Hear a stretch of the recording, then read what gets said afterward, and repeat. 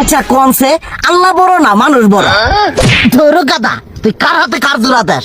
কুড়ায় আল্লাহ আর কুড়ায় মানুষ। যেটা কবার কইছে ওইটা কন। আল্লাহ বড় না মানুষ বড়? আল্লাহই তো বড়।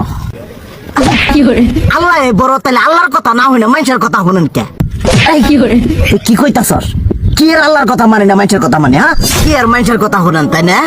আমনে যে ওইদিনকে ডায়াবেটিসের রোগ নিয়ে যে হাসপাতালে গেলেন, ডাক্তার আপনার কত কিছু খাবার না করলো, সব কিছু না খাই এখন চলতেছেন। তাহলে আল্লাহ যে আপনারে কইছে যে হারাম খাবার না, সুদ খাবার না, কই আপনি তো কাম কাজ বাদ দিয়ে এলাকার মধ্যে টাকা পয়সা না গায়ে খালি ওইলে দিয়েই খান, নিজেরা টিয়াও হালাল ভাবে কামাই করেন না, ওই সুদ তো না কয়টা টিয়া করে লাভ আহে ওইলে দিয়ে দিয়ে চলেন আর পেট বড় বানাইছেন। শুনেন একটা কথা কই, হারামের কোনোদিন আরাম নাই।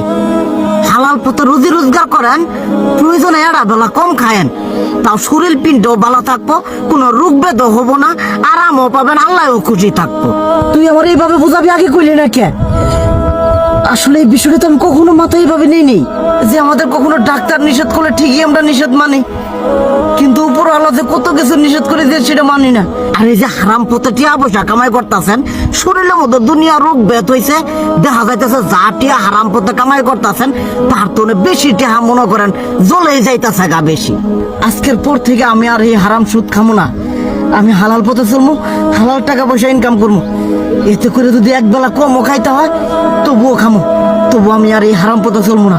আচ্ছা ঠিক আছে।